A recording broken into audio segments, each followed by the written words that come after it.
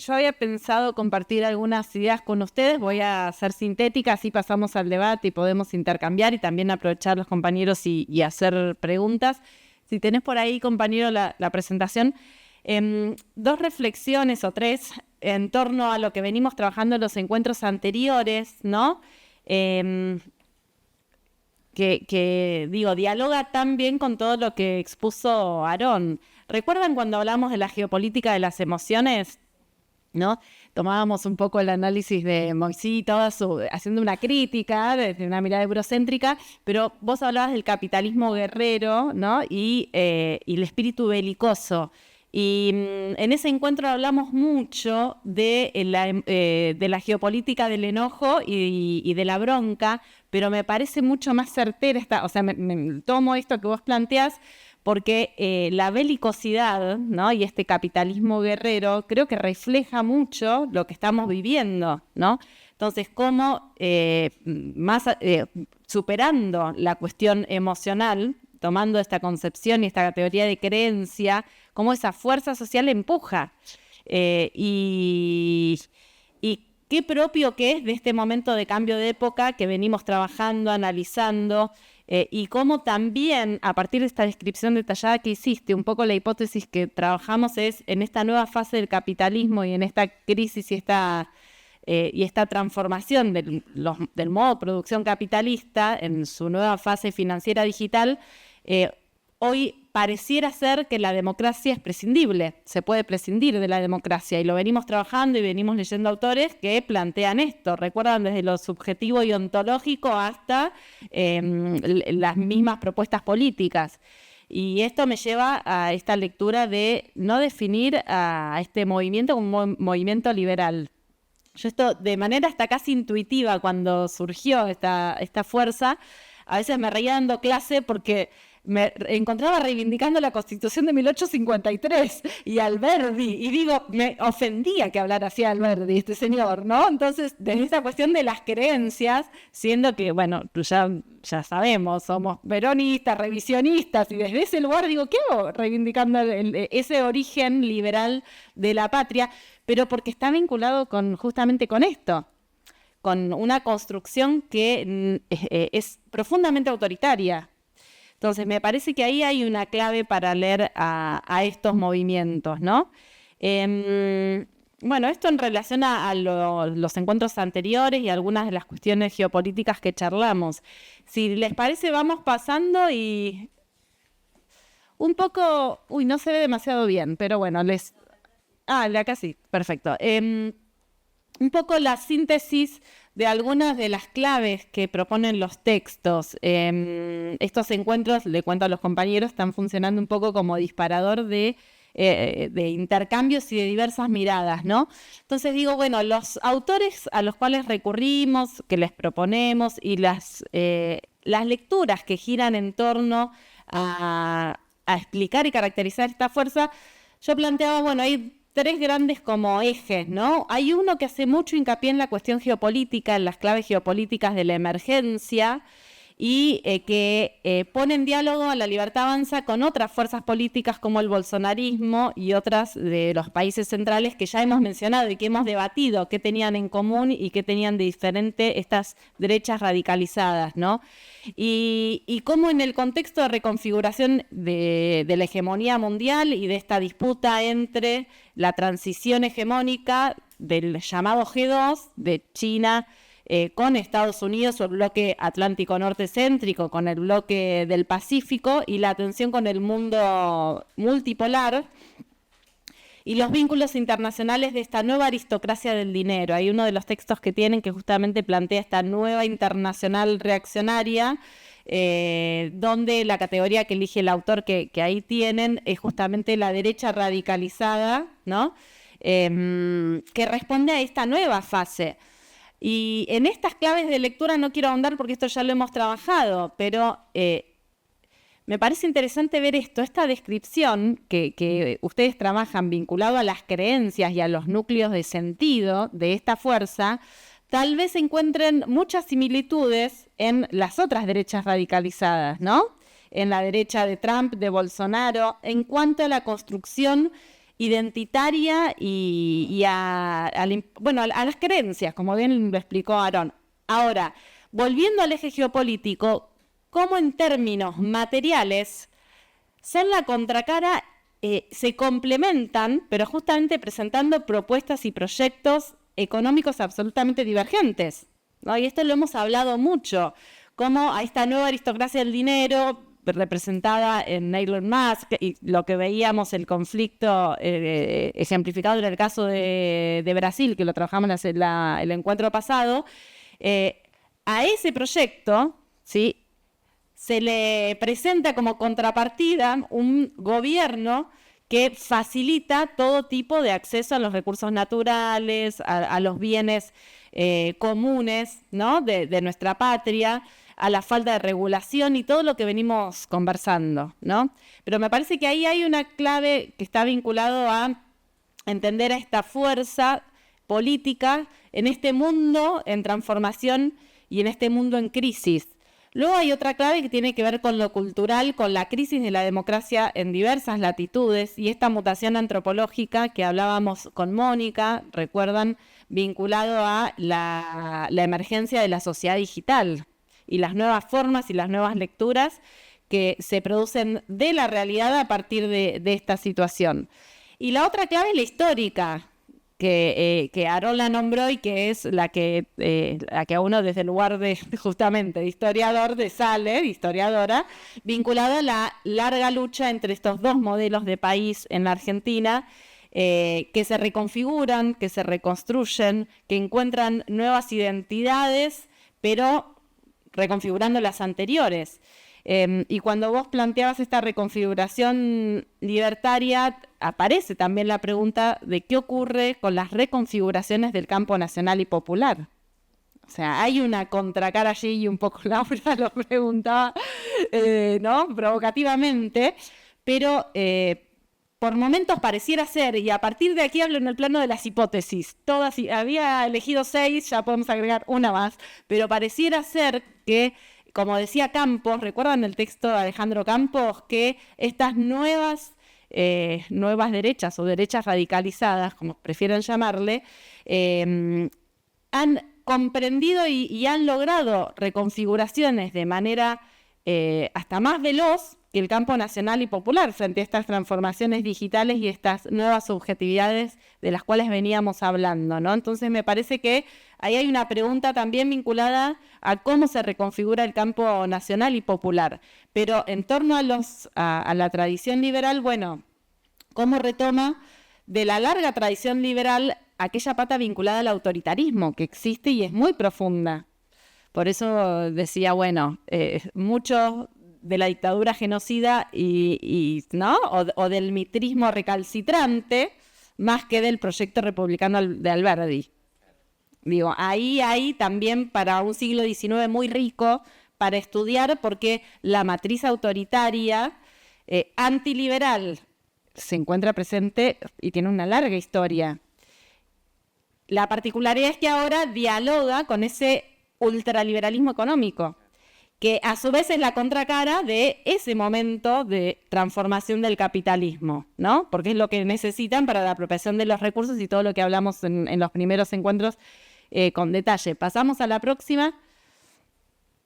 Entonces, algunas hipótesis. Yo ahí les dejé una enunciación de autores. Me gustó lo que dijo Aarón, porque Semán es el compilador del libro, pero hay un montón de investigadores y de investigadoras allí. Entonces, está bueno nombrarlos a todos y a todas, porque son quienes construyen y a partir de cómo están haciendo los compañeros que ahora van a empezar a publicar, porque esto es muy reciente. Tuvimos la oportunidad de ver muchos de los resultados de esta investigación en una de sus primeras presentaciones, creo yo, ¿no? Aún la hicieron algunas. Pero digo, acá hay otros equipos de otras universidades nacionales y otros espacios científicos que yo les fui linkeando vieron las presentaciones, después quedan para que ustedes puedan profundizar cada uno de ellos. Y agregué no solo los de la obra de Semán, sino también otro compañero de la UNLA, Pablo Méndez, que trabaja la historia del liberalismo argentino, especialmente en el campo económico, ¿sí? Y Enrique Martínez, que no sé si lo ubican, él fue director en la época kirchnerista del INTI, del INTA, hago lío con los institutos, del INTA, ¿no?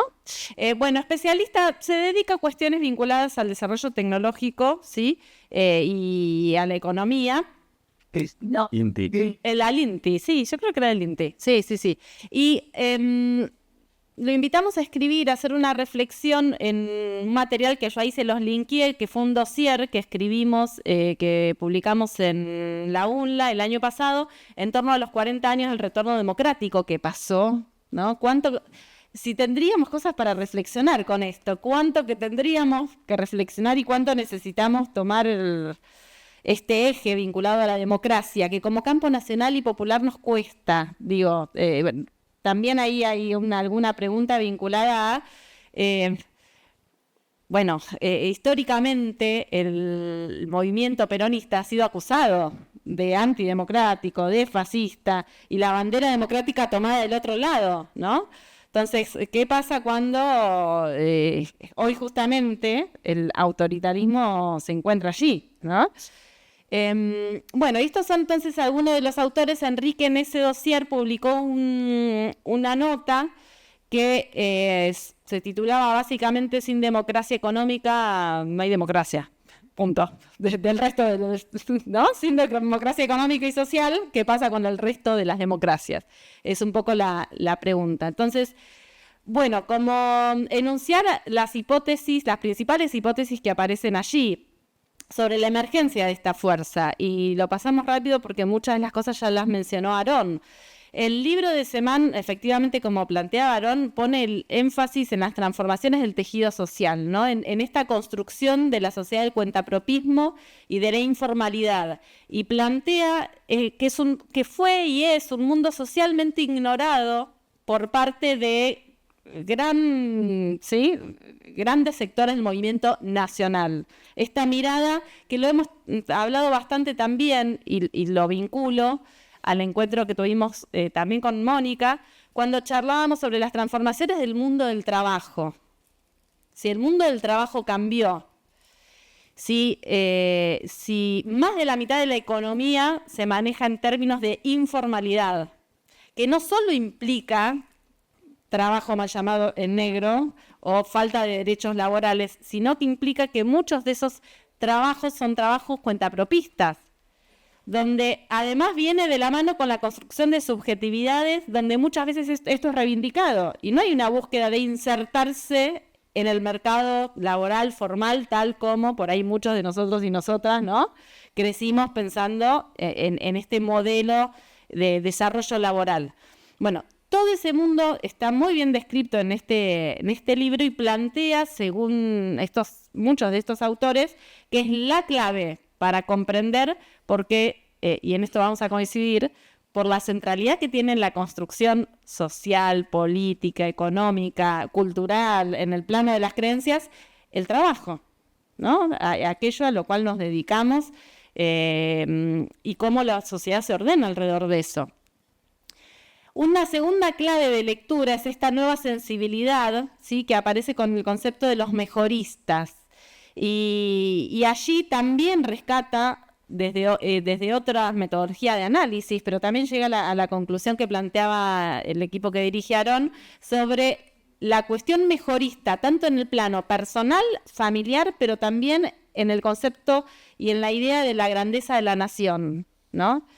Y aquí donde creo que a veces empiezan algunas confusiones con definir nacionalismos, cosas que no son nacionalistas.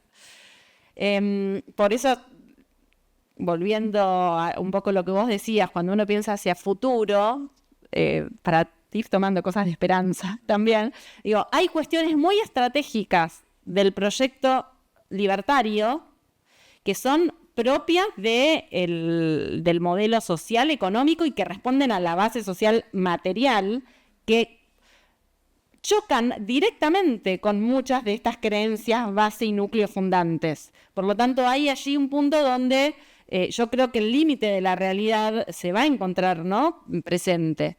Y una es esta retórica de la grandeza de la nación vinculado a cuál es el proyecto efectivo. Ahora vamos a ver el gabinete y las medidas que creo que no necesitamos, que todos acá son cuadros militantes que lo tienen presente, pero digo, ¿no? Cuando uno lo ve todo junto, las medidas y hacia dónde van, bueno, va de suyo con estos principios identitarios que Aarón explicaba, que si es su base de sustentación en cuanto, ¿no?, al apoyo popular, más allá de la base de apoyo material y de los poderes vinculados a la clase dominante, bueno, ahí va a haber una contradicción importante, ¿no?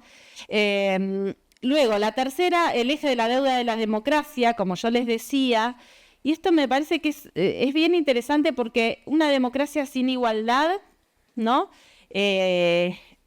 la democracia en términos de representación política y ampliación de derechos civiles termina poniéndose en jaque cuando el resto de los derechos se ven vulnerados absolutamente. Una cosa forma parte de la otra. Pareciera ser que estos 40 años, o había un discurso, ¿no?, como de progresividad. Bueno, consolidamos nuestras instituciones como un elemento central y un punto de llegada. Ahora, si consolidamos instituciones democráticas o logramos una continuidad de la democracia liberal en términos representativos durante 40 años, sin el avance de los derechos sociales, económicos, sin justicia social, eso mismo termina socavando aquellas instituciones o aquellas instancias de democracia formal, que es lo que estamos viendo con la emergencia de un movimiento profundamente autoritario. Seguimos al próximo. Pues, otra de los argumentos habituales que se escucha, el movimiento nacional no logró hegemonía cultural, ¿no?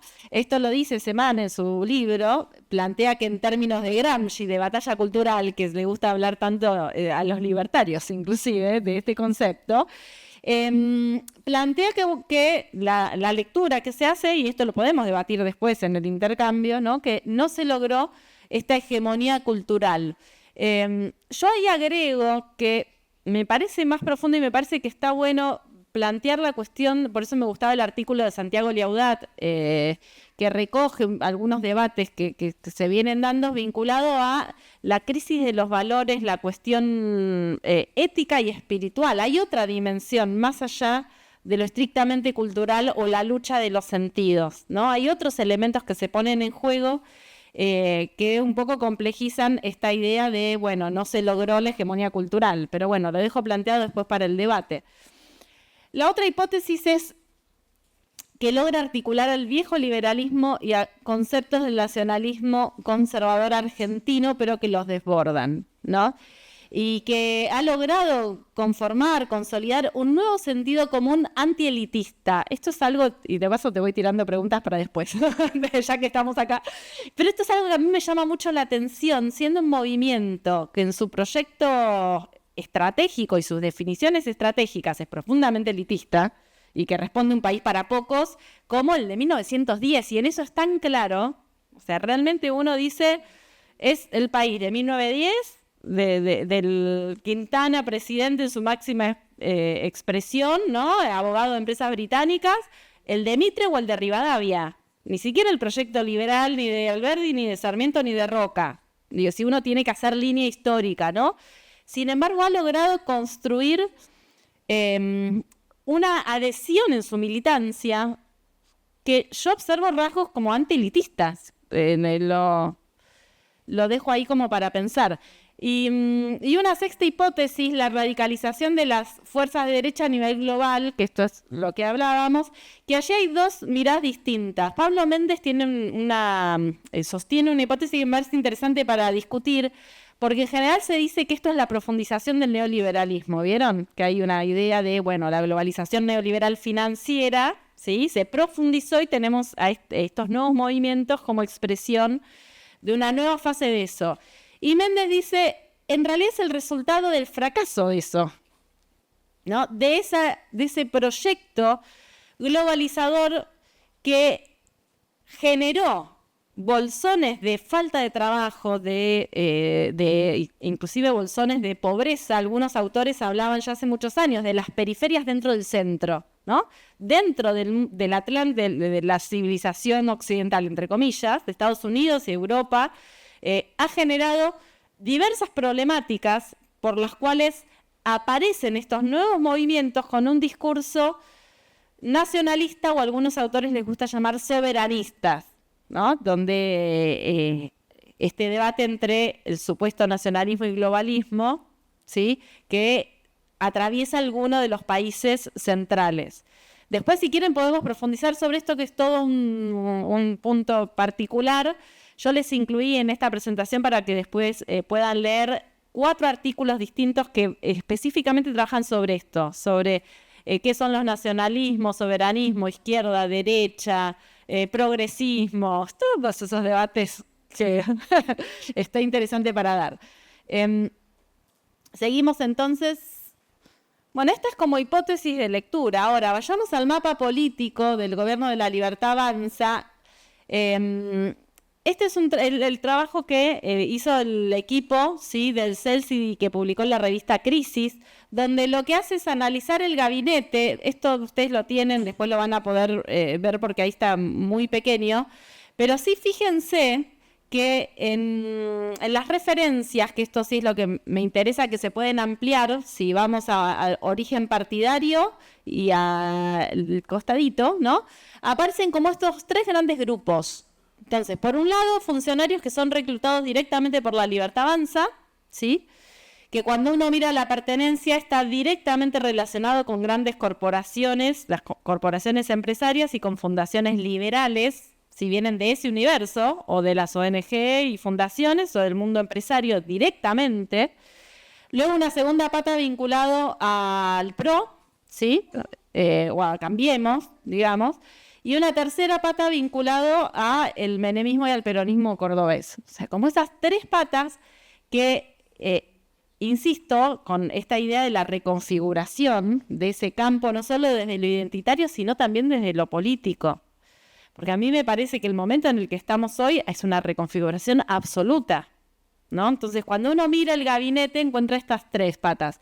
Y la otra referencia, vamos al otro cuadrito, de la izquierda, ahí están justamente los integrantes del gabinete, vinculación con las corporaciones, ¿sí?, las fundaciones liberales, otros funcionarios provenientes de fuerzas de seguridad, las Fuerzas Armadas, vinculación con sectores religiosos conservadores y quienes estuvieron en el gobierno de Menem, porque la pata política, claro, a nosotros nos cuesta pensar. Uno dice, bueno, a ver, extracción política, sindical, juvenil, ¿de dónde vienen? Bueno, acá ellos tienen sus propios tercios, ¿no?, como sus propias patas vinculadas a esta conformación gubernamental que hicieron.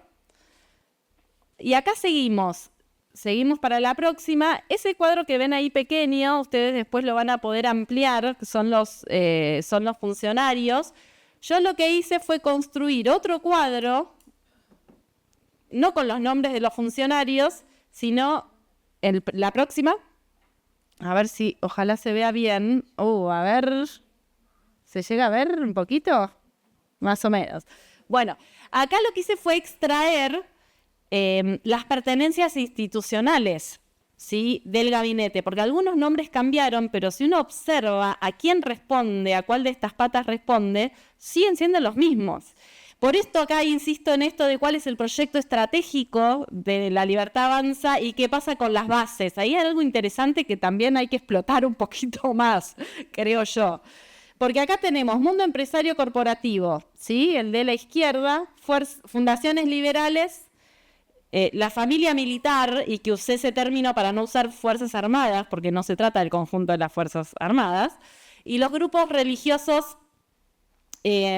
conservadores, ¿no? Mundo empresario corporativo, les recomiendo la lectura del artículo de Estela Caloni. Acá estamos hablando de integrantes del Gabinete Nacional, no estamos hablando de apoyos disimulados o por abajo, ¿sí?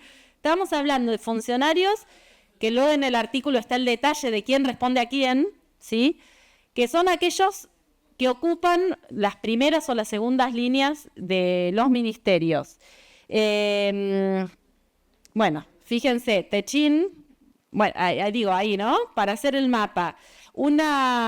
Alguna mención, bueno, Techín, ya lo sabemos, el Requián también se encuentra con un lugar central, Aeropuertos Argentina 2000, Corporación América, el sector financiero está clarísimo, Molinos, Río de la Plata, todo el conglomerado de Telecom, DirecTV, ahí hay una cantidad de medios.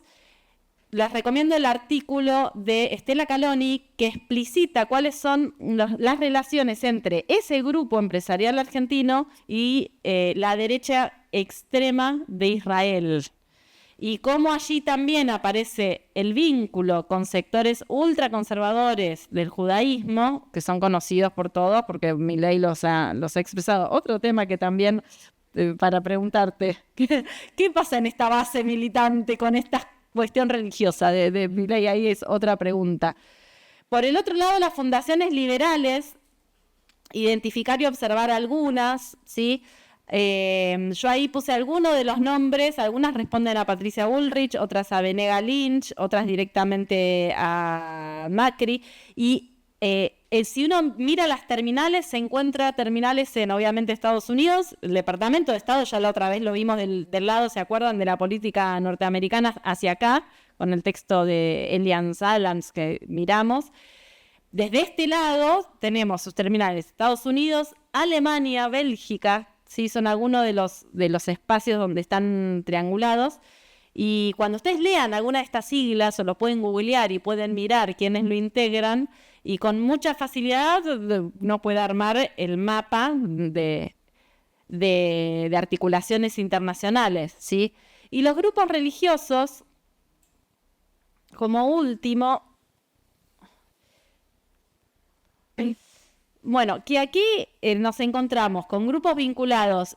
De nuevo el tema de la transversalidad, esto llama la atención, inclusive en el campo religioso, con grupos vinculados a la extrema o los grupos más conservadores de la Iglesia Católica, el Opus Dei, las iglesias pentecostales, ¿sí? Que poco se habla, pero que han tenido y tienen un rol importante. No todas las iglesias evangélicas, sino aquellos grupos particulares que están dentro de las llamadas iglesias neopentecostales. Los espacios vinculados al judaísmo que mencionábamos recién, y los grupos lefebristas, donde el lefebrismo es un reducto muy particular, que conocen algunos, muy antiguo, pero que esto no está en el artículo que les di, pero me lo ha comentado una persona muy conocedora, ¿sí? de algunos de los cuadros que entraron a la Cancillería Argentina, de los cuadros entre comillas, que entraron a la Cancillería Argentina, y que toda la cuestión de Taiwán, ahí hay núcleos de sectores muy poderosos que uno no conoce, ¿sí? Pero que aquellos que tienen conocimiento y que siguen estos temas pueden dar cuenta que también hay presencia de estos, ¿no? Bueno, ahora sí, continuamos. Digo, cuando uno mira esto, el proyecto de hacia dónde va, cuáles son los principios rectores y las medidas que se toman, ¿sí? Está bastante evidente. Entonces, ¿qué pasa con el movimiento nacional y popular? Como ven, son todas preguntas que hay ahí. No voy a poder responder ninguna de estas, pero compartimos las preguntas ya para ir avanzando hacia el debate, ¿no? Y algunas reflexiones que venimos haciendo en un espacio que hemos creado, que se llama el Foro de Pensamiento Nacional Latinoamericano, que lo hemos mencionado acá. Santiago Liaudat forma parte del foro y ha sistematizado muchas de estas cosas. Son cosas que venimos charlando, debatiendo, y por eso, bueno, las presento a modo de preguntas, ¿no? Frente a las transformaciones del tejido social, esta pregunta de qué proyecto, qué propuestas concretas, materiales tenemos frente al pueblo argentino hoy, a este pueblo argentino del siglo XXI, que es diferente al pueblo argentino de 1940, 50, y que es diferente al de 1900, ¿no? Y yo ahí pensaba en esto de la felicidad de nuestro pueblo, porque compartiendo, bueno, no importa, en otro contexto y con otros sindicatos apareció este tema de la búsqueda de la sociedad de pleno empleo y de las conquistas sociales del siglo XX, ¿no? Como un elemento central, diciendo, bueno, el movimiento nacional tiene que salir a explicar que es necesario reconstruir esa sociedad de pleno empleo. Y esto lo planteo como debate, ¿no? Y ahí la pregunta que aparece, que son dos, y que yo creo que son preguntas que hoy se encuentran presentes dentro del campo nacional, pero que por ahí se debate poco, o no sé si nuestros cuadros dirigentes debaten estos temas, que están vinculados por un lado, ¿es posible la reconstrucción, ¿no? En el actual contexto mundial, con las transformaciones tecnológicas de una sociedad de pleno empleo? ¿Es posible, sí o no? ¿Tenemos que apuntar hacia ello o hay que pensar esquemas de inclusión, entre comillas, o de justicia social, como plantean algunos campos, como por ejemplo la cuestión del salario universal? Digo, ese debate está vinculado con esto, con cómo imaginamos el mundo del trabajo y qué propuesta tiene el movimiento nacional hoy para el mundo del trabajo en el siglo XXI. Entonces ahí digo, esto por un lado, ¿es posible o no? Y por el otro lado, ¿qué pasa con toda esa sociedad del mundo del cuentapropismo, de la cultura del mejorismo, de la búsqueda de relaciones, no en relación de trabajos, no en relación de dependencia? ¿Eso forma parte y es resultado de una precarización o es parte de una nueva realidad que hay que contemplar y hay que pensar cómo con esa nueva realidad construimos un pueblo feliz? Porque en última instancia, digo, lo que ordenó el peronismo fue la justicia social y la búsqueda de la felicidad. Entonces, ¿qué significa hoy la felicidad? ¿Cuáles son los derechos básicos que tenemos que conquistar pensando en la felicidad de nuestro pueblo, ¿no? Como volviendo a preguntas muy sencillas, pero que me parece que nos tenemos que volver a hacer por la complejidad del momento en el que estamos. Porque si nos encontramos ante un viejo mundo, ¿no? Y algo que se está reconfigurando, pero que no sabemos bien qué es, bueno, volver como a estas preguntas básicas. Luego, a partir de esta nueva sensibilidad social que plantea el texto de Semán, o estos nuevos núcleos y creencias, núcleos identitarios, esta esperanza que aparece en un futuro mejor. Bueno, y acá también les comparto la pregunta para Carlos y Aarón. ¿Hasta qué punto este nuevo movimiento, o el movimiento libertario, es consecuencia de la bronca y del enojo y de parte de la resignación con la vieja política, entre comillas, o hasta qué punto presenta, es portador de esperanza, ¿no? ¿Hasta qué punto sus adherentes están ahí porque ven allí un futuro digno de ser vivido, que genera esperanza? Y otra pregunta que tengo muchas preguntas, es si esta derecha radicalizada autoritaria tiene vocación popular. Y esto ya sí desde la conducción. Y esta es una pregunta que me hago. Tiene algunas características de una base social de origen popular, esto no lo podemos negar. Ahora, tiene vocación, ¿no? Popular.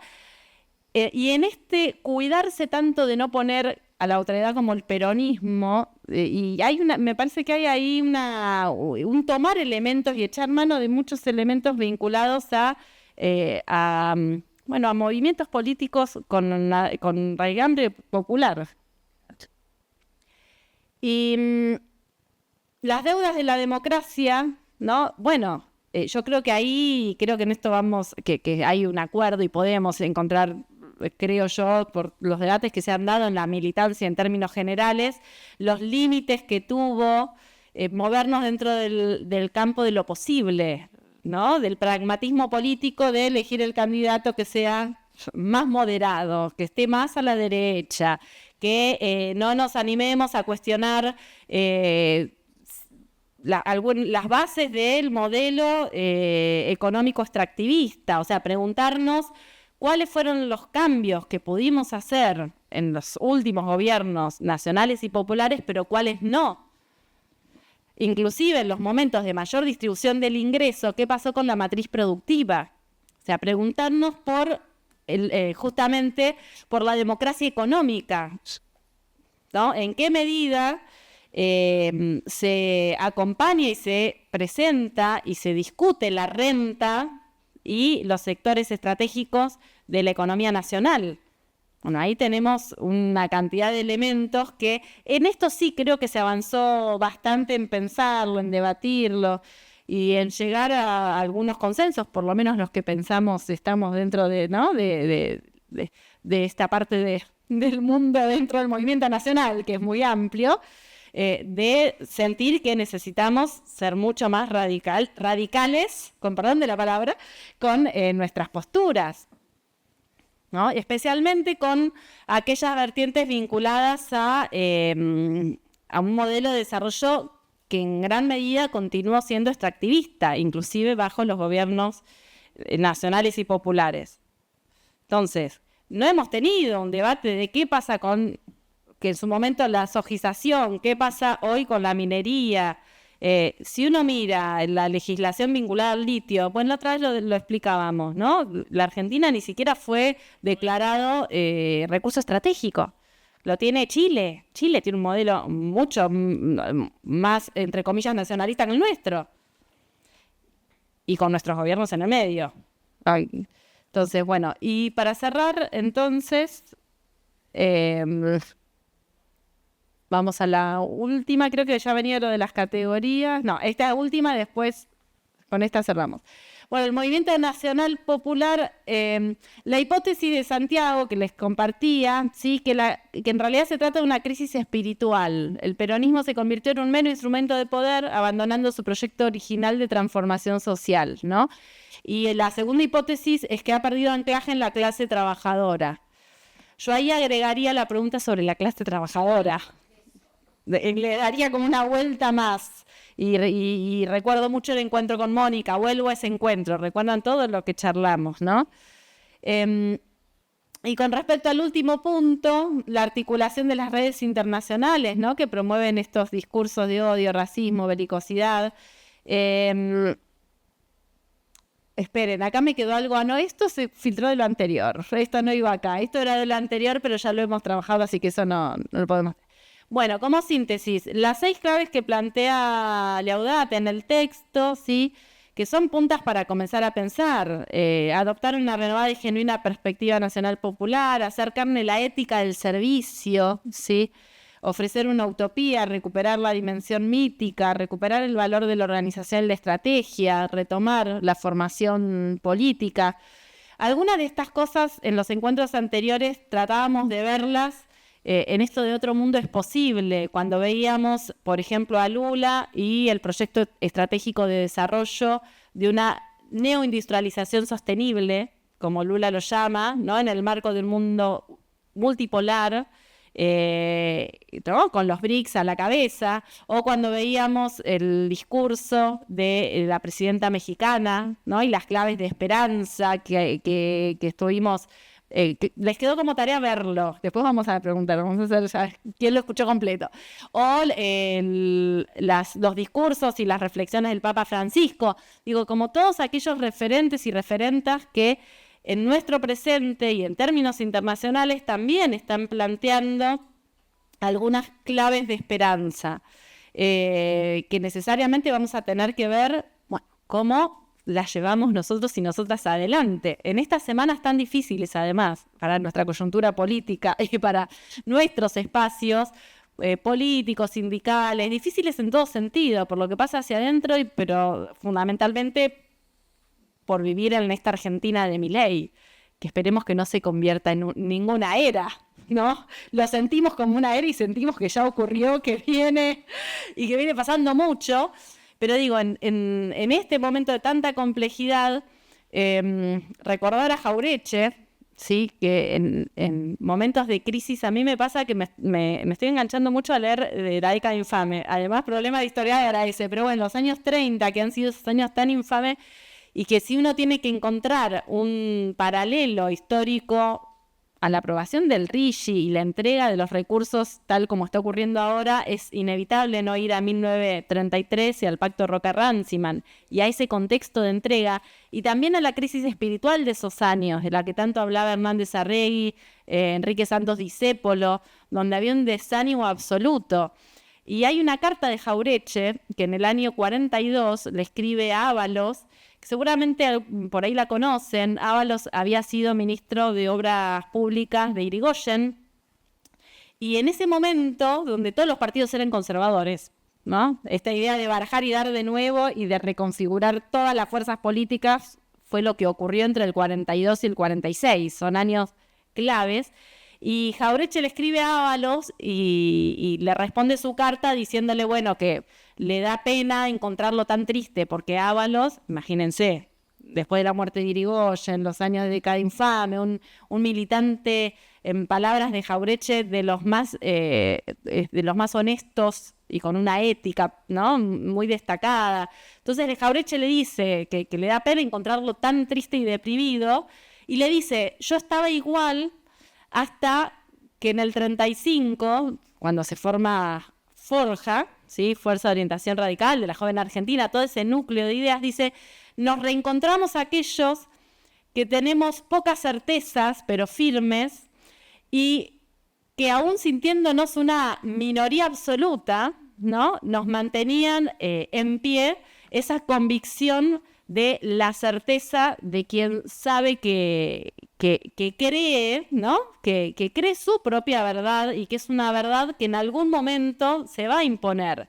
o que va a lograr generar grandes consensos. Pero lo que quería mencionarles era esto, y Jauretche dice, el año que viene, por el año 43, el pueblo y el ejército no soportarán otro fraude electoral. Y en esa carta realmente anuncia lo que va a ocurrir en junio del año 43, cuando se produce el levantamiento del GO y la finalización de la década infame. Y lo describe haciendo hincapié en estos dos actores sociales. Dice, el pueblo y el ejército. Entonces yo decía, bueno, Jauretche, ¿cómo, ¿no? ¿Cómo llega a esta lectura? Una vez Norberto Galazo dio una charla que se llamaba Las profecías de Jauretche, y fue muy gracioso porque si hay alguien ateo en este mundo es Norberto, pero identificaba 7 profecías de Jauretche, y una era justamente como en el 42, y de hecho en diciembre se lo dice al presidente Castillo. Jauretche tiene una entrevista con Castillo y le dice, si van al fraude, el pueblo y el ejército no lo va a aceptar. Cuando, imagínense, apareció la figura de Patrón Costas como candidato a la presidencia, y cuando ya era obvio que obviamente iban a practicar fraude, bueno, ahí ocurre el movimiento de junio del 43 y comienza un nuevo capítulo en la historia. Ahora, en ese momento, la gran mayoría, realmente el desánimo era absoluto. Y en pocos años emergió el movimiento popular más grande de la historia argentina hasta el día de hoy. Se verá en nuestro próximo siglo XXI por dónde sigue la historia. Pero digo, y ahí Jauretche tenía como 3 claves de lectura, porque no era una profecía, no era una revelación. Por un lado, el análisis basado en la historia y en el estudio. ¿Sí? Forja es un espacio de estudio, porque frente a la desesperación de la década infame se juntan a estudiar y a romperse la cabeza, ¿no?, con preguntas de investigación. Yo siempre digo, esos hombres sí que tenían buenas preguntas de investigación. Scalabrini decía, ¿por qué siendo un país tan rico hay tantos pobres? ¿No? Y esas eran las preguntas que los motivaban, y estudiando primero. Segundo, hablando con absolutamente todo el mundo. Jauretche tenía agendas semanales y se encontraba con dirigentes sindicales, con obreros, con oficiales del ejército. Entre ellos, no es que se encontraba y le llevaba el material que escribía Forja, entre ellos el coronel Perón, que recibía los cuadernos de Forja y el periódico Señales, ¿no? Entonces, mirando, analizando la realidad. Y la tercera con un espíritu, la tercera pata, con un espíritu de mucha fe, de mucha esperanza y de mucha fuerza y convicción en el accionar colectivo. Y la verdad es que esos años y Jauretche en ese año 42 a mí me genera mucha esperanza porque sabemos que en la historia, ¿sí?, son idas y vueltas, avances, retrocesos, y analizando estos elementos centrales, y vuelvo a esto y con esto cierro, esta contradicción entre la búsqueda de esperanza y de la búsqueda de una felicidad que existe en gran parte de aquella militancia libertaria, y que por los elementos de a dónde va el gobierno, cuando uno mira quiénes son y cuáles son sus intereses, eso la van a chocar, para decirlo muy académicamente, en algún momento. Toda esa estructura va a entrar en una profunda crisis. Entonces, el problema es qué pasa en la reconfiguración urgente que tenemos que tener como movimiento nacional y popular. Yo creo que en esta crisis tan profunda está todo por hacerse. A veces pienso, bueno, estas son hipótesis, pero digo, ¿realmente estamos ante un 42-43? ¿No? O sea, ¿hasta dónde las reconfiguraciones de lo viejo y lo nuevo, cómo se articulan? ¿Sí? Pero bueno, este siglo XXI es un siglo con una sociedad absolutamente distinta, entonces tendremos que encontrar las vueltas y las formas. Pero bueno, aquí quedan planteadas las preguntas. Esto lo dejamos, después se los dejo para la lectura porque es bastante largo. Si quieren, algunos lo profundizamos, pero en el debate. Pero bueno, me parece que es mejor que demos tiempo al espacio para el intercambio. Gracias.